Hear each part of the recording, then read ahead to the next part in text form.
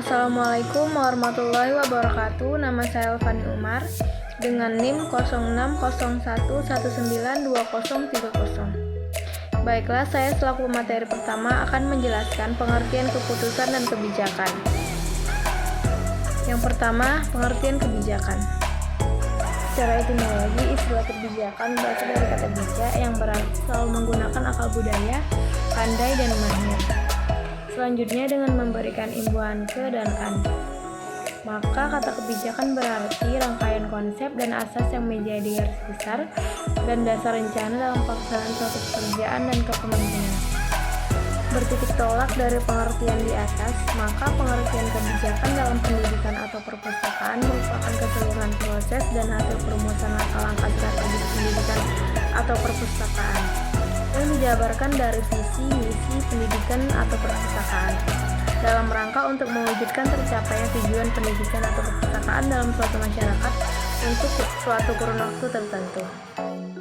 Lalu yang kedua, pengertian keputusan. Keputusan adalah pengakhiran dari proses pemikiran tentang apa yang dianggap sebagai masalah, sebagai sesuatu yang merupakan penyimpangan daripada yang dikehendaki. Direncanakan atau dituju dengan menjatuhkan pilihan pada salah satu alternatif pemecahannya. Pengambilan keputusan merupakan suatu pendekatan yang sistematis terhadap suatu masalah yang dihadapi.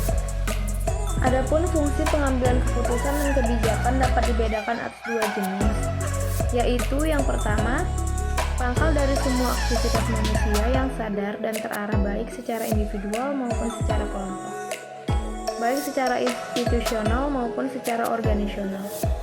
Yang kedua, sesuatu yang bersifat futuristik atau menyangkut keadaan masa yang akan datang, yang efeknya berlangsung cukup lama. Lalu, tujuan pengambilan keputusan dan kebijakan dapat dibedakan atas dua jenis juga, yaitu yang pertama, tujuan yang bersifat tunggal ini terjadi apabila keputusan yang dihasilkan hanya menyangkut satu masalah saja. Artinya, sekali masalah yang diputuskan maka tidak ada lagi kaitannya dengan masalah yang lainnya. Yang kedua, tujuan yang bersifat ganda ini terjadi apabila keputusan yang dihasilkan itu menyangkut lebih dari satu masalah. Artinya, bahwa satu keputusan yang diambil dapat sekaligus memecahkan dua masalah. Baiklah, sampai sini saja penjelasan dari saya. Saya kembalikan kepada moderator. Wassalamualaikum warahmatullahi wabarakatuh. Dasar-dasar pengambilan keputusan dan kebijakan. Yang pertama, ada dengan memahami permasalahan. Kedua, menentukan kebutuhan. Ketiga, menetapkan tujuan. Keempat, mengidentifikasi alternatif masalah. Kelima, mendefinisikan kriteria. Keenam, memilih alat pengambilan keputusan. Ketujuh, mengevaluasi. Kedelapan, validasi sosial. Memahami masalah dan bagaimana penyelesaiannya, maka pengambilan keputusan tentu didasari oleh data. Tanpa data, maka hanya akan menjalankan manajemennya sesuka hati atau berdasarkan intuisi yang mungkin saja bisa tidak dapat tepat sasaran. Data bisa dianalogikan sebagai tongkat pemandu untuk menentukan arah, prediksi, mengkalkulasi sehingga tercipta keputusan maupun kebijakan dalam sebuah manajemen. Keberadaan data sangat penting sebagai dasar dalam mengambil keputusan. Begitu juga dalam manajemen perpustakaan. Seorang kepala perpustakaan harus melakukan riset terlebih dahulu untuk memperoleh data yang digunakan untuk mengambil suatu kebijakan. Assalamualaikum warahmatullahi wabarakatuh. My name is Putri Nurulaka. My study number is 06081-92027. I as the first speakers, here I will explain about what is the process and policies decision making. What is the process and policies decision making? Decision making is the process of choosing between various alternatives. Sometimes the process is very simple and the best alternative is easy to determine. Carrying out management decision making criteria, decision, using evaluative goals, management of alternative programs in order to provide quality service to library users and improve library management. There is a lot of data that can be extracted from the library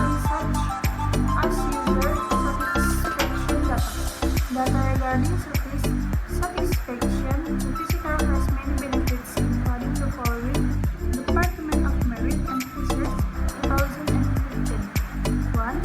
As a material or tool in decision making. 2. Determine the type of activity or program to be implemented.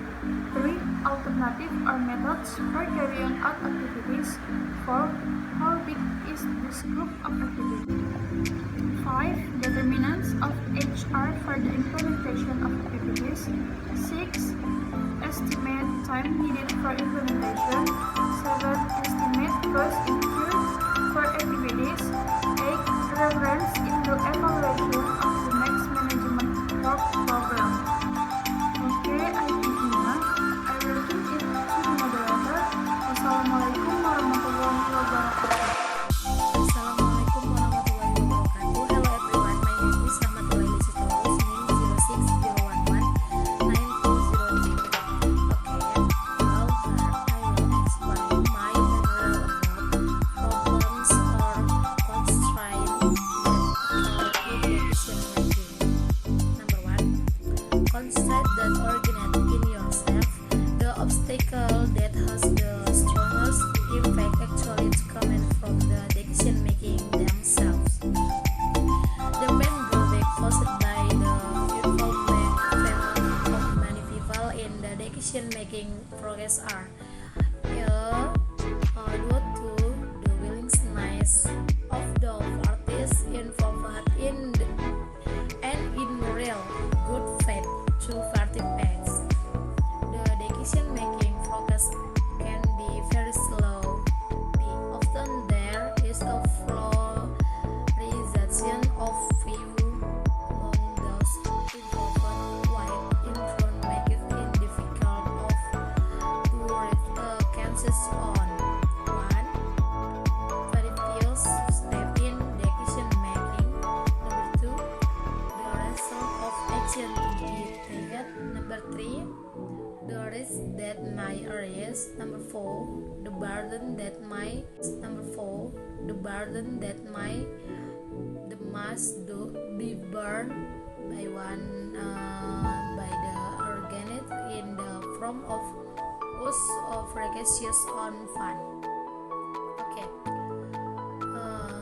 When a person felt that he does not have